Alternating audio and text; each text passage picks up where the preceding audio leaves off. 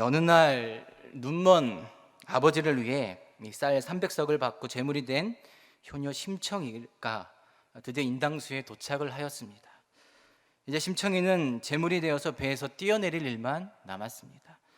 심청이가 뱃머리 위에 오릅니다. 그리고 이제 뛰어내리려고 합니다. 그런데 막상 뛰어내리려고 하니까 너무 무섭습니다. 이렇게 꽃다운 나이에 내가 정말로 죽어야만 하는 것인가? 스스로가 너무 서글프고 기구하여서 뱃머리에 오른 심청이가 잠시 생각에 잠깁니다. 그래, 차라리 열심히 살자. 열심히 살아서 까짓것 쌀 300석 갚아버리자. 열심히 살면 되지. 안 되는 게 어디 있겠어. 그래, 좀 계산 좀 해보자. 공양미 300석이면 한 석에 약 144kg이니까 이것을 요즘 시세로 계산하면 한 5억 5천 정도 되네. 그런데 5억 5천은 원금이고 우리 아버지가 사채자를 쓰셨네. 내 시급이 1시간에 6,470원이니까 하루에 8시간씩 알바 2탕 뛰면 가만 보자. 1년이면 모을 수 있는 돈이 에이, 안 되겠다. 뛰어내리자. 이 대학을 졸업한 호랑이와 곰이 몇 년 만에 아주 어렵게 모 회사에 인턴으로 취업을 하였습니다. 3개월의 인턴 기간이 끝날 무렵에 호랑이가 말합니다. 아, 진짜 못 해먹겠네. 언제까지 겨우 이런 거 받아 먹으면서 견디라는 거야? 난 나갈 거야. 여기 아니어도 자리 많거든. 그래, 차라리 대학원 가면 되지. 그러나 같은 곰의 생각은 조금 달랐습니다. 호랑아, 지금까지 버틴 게 아깝잖아. 조금만 더 견뎌보자. 그런 곰을 비웃으면서 호랑이는 결국 굴을 떠나버렸고, 곰 인턴은 그 어렵다는 인턴 생활을 결국 버티고 버텨서 얼마 지나지 않아서 환웅 사장님을 만나게 됩니다. 그래요, 곰인턴 수고 많았어요. 이제 이 경험 잘 살려서 곰인턴이 원하는 좋은 곳에서 취업하기를 바랍니다. 응원하겠습니다. 화이팅! 네? 사장님, 인턴 기간 끝났는데 저 이제 정직원 되는 거 아닌가요? 곰 이야기를 듣는 환웅 사장님의 표정이 갑자기 굳어지며 말을 합니다. 100일 동안 쑥과 마늘 먹고 버티면 정직원 될 수 있는 기회를 준다고 얘기했지. 누가 정직원 시켜준다고 했나? 나는 약속한 적이 없네. 그렇게 곰은 다시 백수가 되었습니다. 그럼 먼저 나간 호랑이는 무엇을 하고 있을까요? 호랑이는 대학원생이 되었습니다. 그러나 전혀 부러워할 필요가 없습니다. 대학원이 끝나는 2년 뒤에 결국 호랑이도 다시 마늘과 쑥을 먹는 인턴 생활을 시작해야만 합니다. 여러분, 이 얘기가 조금 마음에 와 닿는 분이 혹시 계십니까? 이것은 제가 지어낸 얘기가 아니라요, 이미 시중 서점에 팔리고 있는 출판되어 수많은 직장인들의 공감이 되고 있는 현대판 심청이, 현대판 호랑이와 곰, 그리고 가깝게는 여러분들과 여러분들의 자녀들에 관한 이야기들입니다. 여러분, 혹시 사축이라는 단어 들어보셨습니까? 집에서 기르는 동물을 우리가 가축이라고 표현합니다. 그런데 회사에서 가축처럼 일하는 현대 직장인들을 향해 언제부터인가 회사의 가축이다 줄여서 사축이다라고 얘기를 한다고 합니다. 바로 오늘날의 직장인들, 우리 자녀들에게 해당되는 표현입니다. 요즘 젊은 사람들, 특별히 청년들에게 묻습니다. 당신은 왜 그 직장에서 일을 하고 계십니까? 왜 그 직장을 다니고 있습니까? 라고 물으면 뭐라고 대답을 할까요? 이들 중 상당수가 이렇게 대답합니다. 대출금 갚으려고요. 학자금 갚아야 되니까요. 당장 해결해야 되는 현실 때문에 직장을 다닌다는 얘기입니다. 그럼 또다시 이렇게 묻죠. 왜 대출을 했습니까? 대학교 학비가 부족해서요. 왜 대학을 나왔습니까? 회사에서 일하기 위해서요.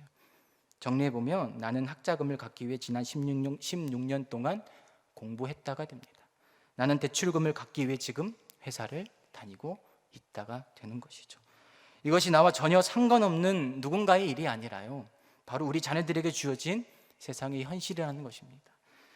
우리의 자녀들이 무언가 자신만의 꿈, 계획, 미래를 위해 직장 생활을 한다기보다는 당장 주어진 현실 때문에 직장을 다니고 있다는 얘기입니다.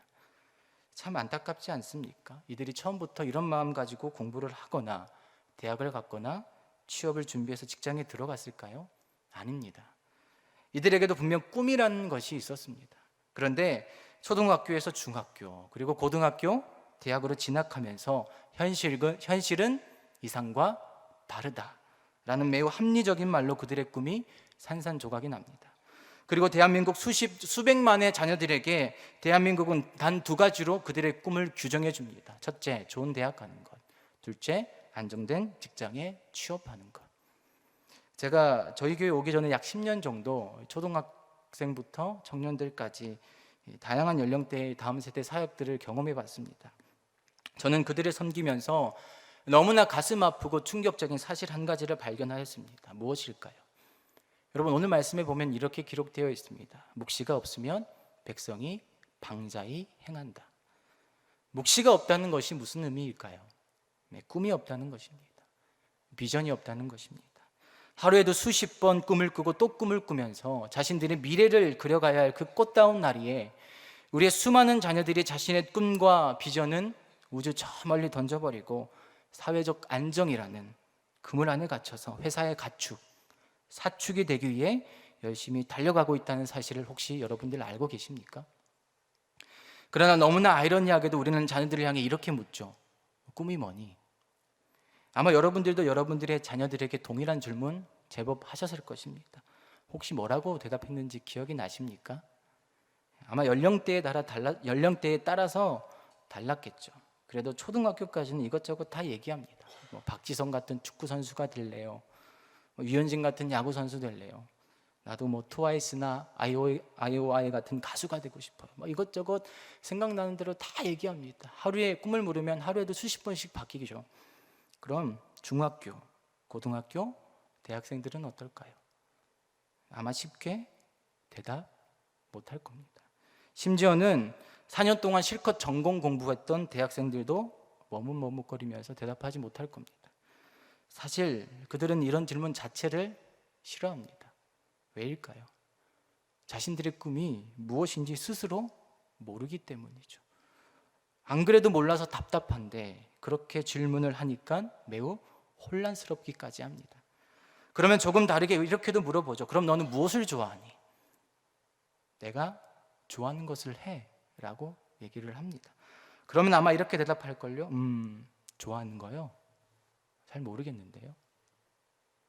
답답하고 속이 터지죠.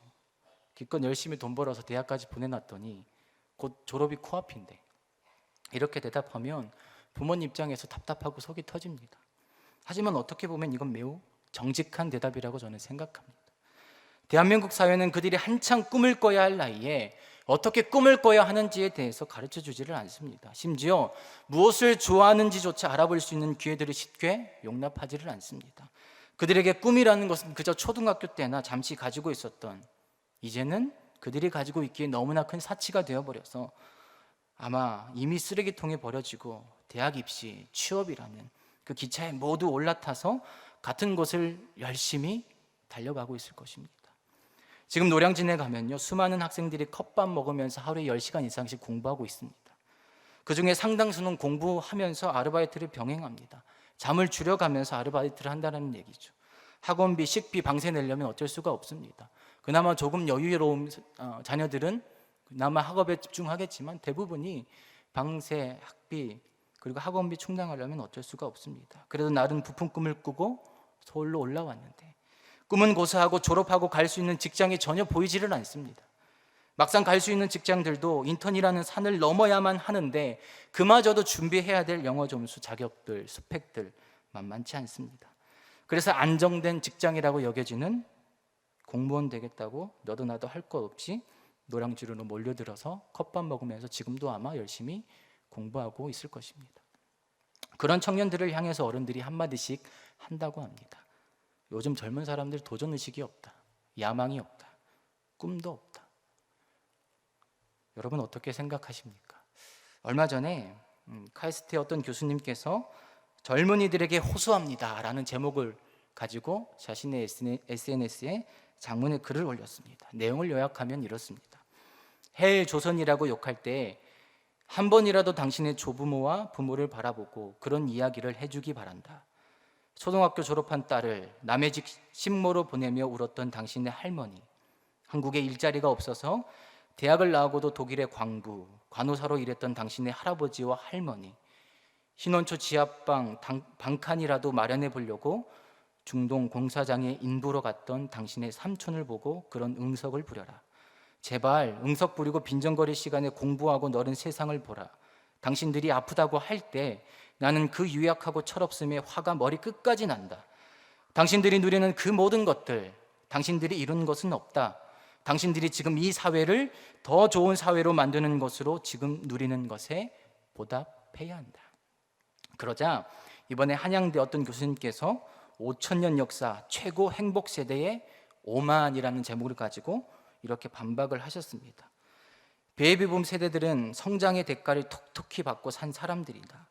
누구나 공부를 하면 금수저가 될 수 있는 꿈을 안고 살았다. 그러나 오늘날의 젊은 세대들은 유복한 생활을 하지만 삶이 온통 불투명하고 우울하며 희망이 보이지 않는다. 받아들이고 싶지 않지만 헬 조선이라 말하는 젊은이들의 말에 귀 기울여야 할 이도 우리 세대일 수밖에 없다. 서로 의견이 정반대이죠. 두 사람의 연배가 차이가 날까요? 정확한 나이는 모르지만 거의 비슷하다고 합니다.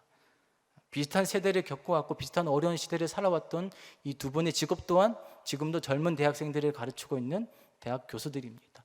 그 두 분이 똑같은 상황을 바라보고 얘기하는 관점이 다릅니다. 중요한 것은 여러분들은 어떻게 생각하십니까? 누구의 손을 들어주고 싶으십니까? 사실 저도 잘 모르겠습니다. 읽어보면 두 분 말씀이 모두 일리가 있고 새겨들어야 할 이야기라고 저는 생각이 됩니다. 멀리서 찾을 것도 없이 제가 이 글을 읽으면서 제 기억 속에 남아있는 저희 부모님이 살아오셨던 과거가 기억이 났습니다. 그래서 카이스트 교수님이 처음에 썼던 그 글에 고개가 저절로 숙여졌습니다. 꿈, 좋아하는 일, 이런 단어는 생각할 겨를도 없이 20대 초반에 이미 고향 떠나와서 공장 이곳저곳 돌아다니시면서 일하는 것만으로도 감사하다고 새벽기도 다니시면서 40년 동안의 자식들 뒷바라지하며 살아오신 부모님 삶을 생각하면 사실 제가 지금 이 자리에 있다는 것, 아니 하루에 밥 3끼 먹고 살아간다는 그 사실만으로도 저는 기뻐 뛰고 춤을 춰야 하겠죠. 감사해야 하겠죠. 지금의 젊은이들이 우리네 부모님 세대, 기성세대들이 살아오셨던 그 시간을 단지 뭐 응답하라, 1988 이런 TV 보면서 저때 저랬구나 이 정도로만 생각하고 웃어 넘겨버린다면 정말로 유약하고 철없는 그런 자녀들이 되고 말 것입니다. 그런데 적어도 제가 경험한 우리의 자녀들, 청년들 생각보다 헬조선 외치고 다니면서 원망과 불평으로 살지 않습니다. 어떻게 해서든지 대학 한번 가보겠다고, 취업 한번 해보겠다고 도서관에서 학원에서 공부하는 아이들 많습니다. 출퇴근 왕복 3시간 4시간 걸려도 취업했다고 기뻐서 달려와서 하나님께 감사한다고 기도하고 찬양하는 젊은이들, 청년들 꽤나 많습니다. 요즘 젊은이들, 다음 세대들 열정 없다, 열심이 없다, 그것이 아니라 오히려 열정과 열심이 넘쳐나는 청년들, 다음 세대들 꽤나 많습니다. 생각보다 굉장히 치열하고 열심히 살아갑니다. 문제는 꿈이 없다는 겁니다. 꿈이 없으니까 초, 중, 고, 대학까지 졸업을 해놓고는 정작 무엇을 해야 될지 갈피를 못 잡고 방황을 하고 있는 겁니다. 하지만 우리가 이것을 긍정적으로 좀 바꿔보면 열정과 열심이라는 연료가 그들에게 분명히 있기 때문에 꿈이라는 방향을 잘 잡아주면 충분히 제 갈 길을 갈 수 있다라는 얘기입니다. 결국 그들에게 가르치고 보여줘야 할 꿈이 무엇인지를 우리는 생각하지 않을 수가 없습니다. 여러분, 꿈이라는 단어를 들으면 무엇이 생각이 나십니까? 보통 꿈하면요, 직업을 대부분 떠올리십니다. 너 꿈이 뭐냐? 라고 묻는다는 것은 너 앞으로 뭐 될래? 이렇게 직업을 묻는 것과 동일하게 여겨진다는 것이죠. 그러나 꿈은 결코 직업적인 개념이 아닙니다. 한번 이렇게 여러분들에게 묻고 싶습니다. 여러분들을 향한 하나님의 꿈은 무엇입니까? 무엇이었습니까? 꼭 어떤 특정한 직업을 가지는 것입니까? 무언가를 잘하는 것입니까? 그래도 우리는 좀 더 나아가서 이렇게 그 질문에 대답을 합니다. 그것을 통해 하나님께 영광 올려드리는 것. 매우 그럴듯한 대답 같지만 이 대답에는 전제 조건이 있습니다. 반드시 어떤 직업을 가져야 된다는 것이죠. 무엇을 잘 해야만 합니다. 그래야만 하나님 앞에 영광이 된다라는 것이죠. 여러분, 정말로 우리를 향한 우리의 자녀들을 향한 하나님의 꿈이 그렇다고 생각하십니까? 좋은 대학을 가고 좋은 직장을 가지고 무언가를 잘 해야만, 그래야만 과연 하나님 앞에 영광이 되는 것일까요? 제가 대신방 갈 때에 이런 경험들이 있었습니다. 대신방 가면 기도 제목을 올려주시잖아요. 그 중에 80%는 자녀들을 위한 기도 제목입니다. 구체적으로 쓰신 분들도 계신데 그냥 간단하게 쓰신 분들도 제법 계십니다. 그러면 저는 그냥 넘어가지 않고 꼭 여쭤봅니다. 자녀들이 지금 무엇을 하고 있는지, 어떻게 생활하고 있는지, 집에 없으면 과연 어디에서 무엇을 하고 있는지를 꼭 여쭤봅니다. 그럼 간혹 이렇게 대답하시는 분들이 계십니다. 죄송해요 목사님, 저희 아이가 재수를 하고 있어요. 죄송해요 목사님, 저희 아이가 지방에서 학교를 다니고 있어요. 죄송해요 목사님, 저희 아이가 지금 취업을 준비하고 있어요. 저는 이해가 가지 않습니다. 왜 그것이 죄송한 일이 되는 것일까요?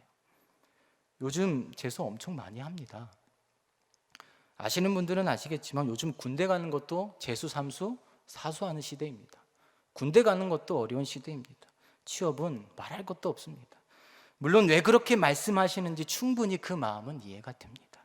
그러나 우리의 자녀들이 지금 좋은 대학을 다니지 못하고 좋은 직장을 다니지 못한다고 해도 절대로 그런 말씀을 하지 않으셨으면 좋겠습니다. 앞으로 하나님께서 그들을 어떻게 인도하실지 우리가 어떻게 감히 장담할 수가 있겠습니까?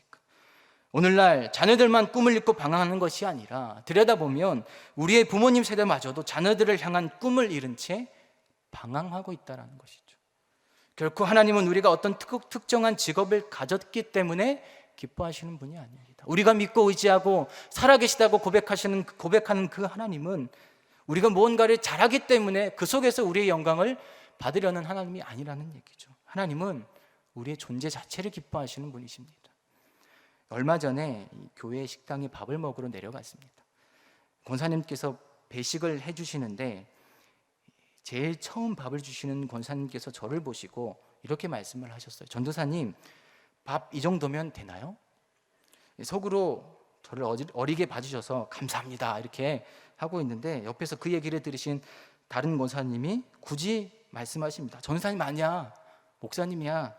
그러자 처음 권사님께서 다시 말씀하십니다. 죄송해요 목사님. 그러면서 갑자기 제 얼굴을 빤히 쳐다보시더니 어머, 혹시 지원이 아빠예요? 이렇게라고 묻는 것입니다. 저는 그 순간, 참고로 지원은 저희 아들입니다. 저는 그 순간 전도사도 아니고 목사도 아니고 지원이의 아빠였습니다. 요즘 오고 가다 만나는 집사님, 권사님들께서 제게 묻습니다. 지원이 잘 있나요? 지원이 보고 싶어요. 교회 처음 왔을 때는 그래도 제가 조금 인기가 더 있었던 것 같은데 불과 얼마 안 됐음에도 불구하고 이미 제 아들에게까지 밀리고 있습니다. 그래서 제가 셈이 날까요? 네, 조금 납니다. 그런데 그 말을 듣고 뒤돌아서면요, 제 얼굴에 흐뭇한 미소가 그려집니다. 기분이 참 좋습니다. 하나님 앞에 목사이기 때문에 감사하지만 요즘은 지훈이 아빠라서 참 감사합니다.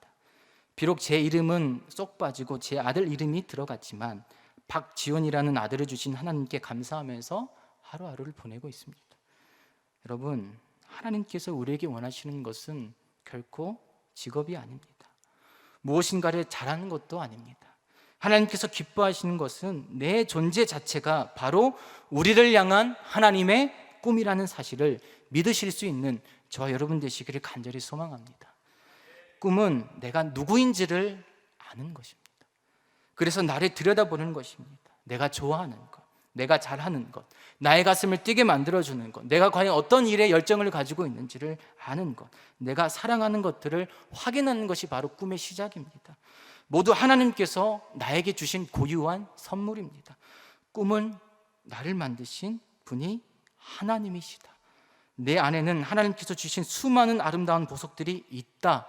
이것을 믿음으로 고백하며 달려가는 것이 바로 꿈의 시작이라는 것입니다. 하지만 너무 안타깝게도 많은 자녀들이 그런 과정들은 전혀 생략된 채 세상 기준에 나를 억지로 끼워 맞추며 허덕이면서 살아가고 있지 않습니까? 내가 누구인지, 무엇을 좋아하는지, 무엇을 가슴이 뛰는지 전혀 알지 못한 채 그저 좋은 대학, 안정된 직장, 이 사회적 안정이라는 목적지를 향해서 뛰어갑니다. 만약 뛰어가다가 그것이 잘 안 되면 스스로를 채찍질하고 비관하면서 살아갑니다. 여러분, 그것은 결코 우리를 향한 하나님의 꿈이 아니라는 것이죠. 우리는 당당한 하나님의 자녀로서 내가 누구의 아들인지, 내가 누구의 딸인지를 분명하게 믿고 그분이 나에게 무엇을 주셨는지를 분명하게 점검하면서 조금 느리더라도 정직하고 성실하게 한 걸음 한 걸음을 걸어내는 것이 바로 우리와 우리의 자녀들이 걸어가야 할 나를 향한, 우리의 자녀들을 향한 하나님의 꿈인 줄을 믿습니다. 사실 말은 쉽습니다. 실행한다는 거 어렵다라는 거 알고 있습니다. 이제 3살 된 아들 하나 키우면서 장성한 큰아들, 큰딸들 다 키워내신 여러분들의 내공을 제가 어떻게 따라가겠습니까? 어쩌면 목사니까 이런 말 쉽게 하는 것인지도 모르겠습니다. 하지만 그래서 저는 밤마다 집으로 돌아가서 곤히 잠들어 있는 제 아들을 보면서 두렵고 떨리는 마음으로 이렇게 기도합니다. 하나님, 너무나 귀한 아들 제게 주셨는데 제가 과연 이 아들을 잘 양육할 수 있을지 심히 걱정이 됩니다. 저는 능력이 없습니다. 점점 더 무서워지는 세상에 이 아들을 내어놓는다는 게 더 무섭습니다. 하나님 어찌해야 합니까? 하지만 저는 하나님의 살아계심을 믿습니다. 내게 자녀를 맡겨주셨으니 하나님께서 이 자녀를 반드시 인도하실 줄을 믿습니다. 날마다 하나님께 이렇게 기도하고 있습니다. 요즘은 자녀들은 자녀들대로, 부모님들은 부모님들대로 참 살기 어려운 시대라고 얘기합니다. 그럼에도 불구하고 하나님은 우리에게 하나님의 아들, 딸들을 양육할 수 있는 청지기로 삼아주셨습니다. 그것이 오늘날 우리 부모님들에게 주신 하나님의 귀한 은혜이고 선물인 줄을 믿습니다. 그렇다면 그 자녀들이 하나님의 꿈을 꾸며 바른 길로 잘 걸어갈 수 있도록 우리가 옆에서 도와줘야 되지 않겠습니까? 부모님들 뿐만이 아니라 자녀들이 속한 공동체, 그리고 온 교회가 함께 연합하여서 그들을 위로하고 격려하며 도와줘야 되지 않겠습니까? 꿈을 잃어버린 자녀들에게 하나님의 꿈을 꾸는 자녀들로 변화시키는 것은 부모님들에게만 주어진 사명이 아닙니다. 어떤 특정 부서에게만 주어진 사역도 아닙니다. 우리 모두가 함께 고민하고 함께 씨름하고 함께 기도하면서 함께 감당해야 할 거룩한 사명이고 사역인 줄을 믿습니다. 그래서 오늘 중보기도 수료하신 여러분들의 역할이 저는 너무 중요하다고 생각합니다. 강의 중에 담임 목사님께서 말씀하셨던 것 같습니다. 군대로 비유하면 중보기도는 후방에서 지원하는 화력 부대가 되어 주셔야 합니다. 뒤에서 얼마나 화끈하게 이 중보기도라는 것으로 화력을 지원해 주시느냐에 따라서 우리의 영적 전쟁의 승리가 갈리게 되는 것입니다. 지금 아시듯이 영유아 유치부, 아동부, 청소년부, 청년부, 사랑부 여러 부서들이 여름 사역들을 준비하고 한창 진행을 하고 있습니다. 최전방에서 교육자들이, 교사들이, 봉사자들이 열심히 준비하고 여름 사역들을 감당하고 있습니다. 그런데 사역을 하다 보면 기도의 분량이 적을 때가 있습니다. 그렇다면 이 기도의 분량 누가 채워주셔야 됩니까? 바로 오늘 중보기도 학교를 수료하신 100명의 이 특공대들께서 채워주실 줄 믿습니다. 그리고 오늘 이 자리에 함께하신 우리 장로님들, 권사님들, 집사님들, 모든 성도님들께서 함께 이 일은 내게 주어진 사명이다, 내게 주어진 사역이다 라는 강한 믿음의 확신을 가지시고 함께 우리 안산제일의 모든 다음 세대의 자녀들을 위해서, 우리 청년들을 위해서 그들이 하나님의 바른 꿈을 가질 수 있도록 함께 기도하고 적극적으로 관심을 가져주실 수 있는 저와 여러분 되시기를 간절히 소망합니다. 그들이 하나님 안에서 스스로의 존재 가치를 발견하게 되면 스스로 무엇을 할지는 스스로 찾아가게 되어 있습니다. 지금은 아무 정신없이 방황하는 존재 같지만 하나님 안에서 스스로의 존재의 목적을 발견하게 되면 반드시 세상에 감당할 수 없는 존재들로 변화될 줄로 믿습니다. 이번 여름 사역을 통하여서 학업에 스트레스 받은 그 자녀들이, 경쟁에 찌들린 그 청년들이, 어디로 갈 바를 알지 못해 헤매이는 안산제일의 모든 다음 세대의 자녀들이 나는 하나님의 자녀다 라는 분명한 믿음의 확신을 가지고 돌아와서 세상 앞에 쫄지 않고 어깨 펴고 당당하게 걸어갈 수 있는 믿음의 역사 일어나기를 주님의 이름으로 간절히 축복합니다. 그런 의미에서 오늘 저는 이 노래로 우리의 자녀들과 청년들을 위로하며 마칠까 합니다. 혹시나 말씀드리면 이것은 찬송가도 아니고요, 복음성가도 아닙니다. 가사를 불러드리면 이런 것입니다. 지치고 힘들 땐 내게 기대, 언제나 네 곁에 서 있을게, 혼자라는 생각이 들지 않게 내가 너의 손 잡아줄게. 고개를 갸웃갸웃 하시는 분들 왠지 찬송 것 같기도 한데 아닌 것 같기도 하고 표정이 그러신데요. 아시는 분들은 아시겠지만 G.O.D라는 남성 그룹의 촛불 하나라는 노래의 가사입니다. 가끔 힘들 때요, 저는 이 노래 부르거나 들으면 마치 하나님 아버지께서 제게 말씀하시는 것 같아서 위로를 받을 때가 있습니다. 지치고 힘들 때면 언제나 우리 곁에 찾아오셔서 결코 넌 혼자가 아니다 말씀하시는 하나님, 내가 너의 손을 꼭 붙들고 있는데 야, 왜 쫄고 있니? 말씀하시는 하나님 아버지, 내가 도와줄게 응답해 주시는 하나님, 아버지의 음성처럼 들려서 힘과 위로를 얻을 때가 참 많습니다. 사랑하는 여러분, 저는 함께 눈물로 우리의 모든 자녀들에게 여러분들과 함께 하나의 씨앗을 심기를 간절히 소망합니다.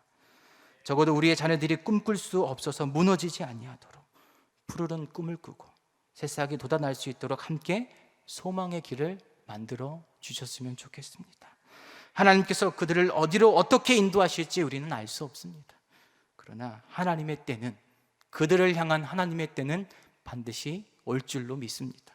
그래서 새벽 이슬 같은 안산제일의 모든 자녀들이 일어나서 뜨거운 하나님의 사랑을 가지고 이 세상을 치유하면서 행진하는 그때를 우리는 반드시 바라볼 줄 믿습니다. 세상이 아무리 황폐하고 악하다 할지라도 우리의 자녀들은 반드시 순결한 꽃을 피우고 푸른 의의 나무가 되어서 이 세상을 하나님의 공의와 정의와 평화의 빛을 가득 밝히는 거룩한 자녀로 살아갈 것을 믿습니다. 함께 기도하시겠습니다. 나보다 나를 더 잘 아시는 하나님, 나보다 우리의 자녀를 더욱 잘 아시는 하나님, 우리의 자녀들이 꿈이 없어서, 묵시가 없어서 갈 길을 못 찾아 세상을 헤매고 있습니다. 한창을 꿈꿔야 할 청춘의 시기에 이미 빠져나오기 힘든 세상의 그물에 갇혀서 허우적거리며 살아가고 있는데 아버지, 어찌해야 합니까? 우리의 영원하고도 유일한 소망 되신 하나님, 우리의 자녀들을 불쌍히 여겨주시사 세상의 헛된 꿈 따라가지 않고 하나님께서 그들에게 심겨주신 아름다운 보석을 발견하며 열매 맺을 수 있는 하나님의 꿈을 꿀 수 있는 자녀들 될 수 있도록 인도하여 주시옵소서. 하나님께서 절대로 우리의 자녀들 포기하지 아니하시듯이 우리도 포기하지 않겠습니다. 절대로 세상에 빼앗기지 않겠습니다. 지혜와 능력 허락하여 주셔서 그들이 바른 꿈을 꿀 수 있도록, 그리하여서 세상 속에 방황하는 자녀들이 아니라 반대로 세상에 감당할 수 없는 자녀들 될 수 있도록 우리를 온전한 청지기로 사용하여 주시옵소서. 반드시 그렇게 역사하실 살아계신 우리 주님 예수 그리스도의 이름으로 간절히 기도드립니다. 아멘.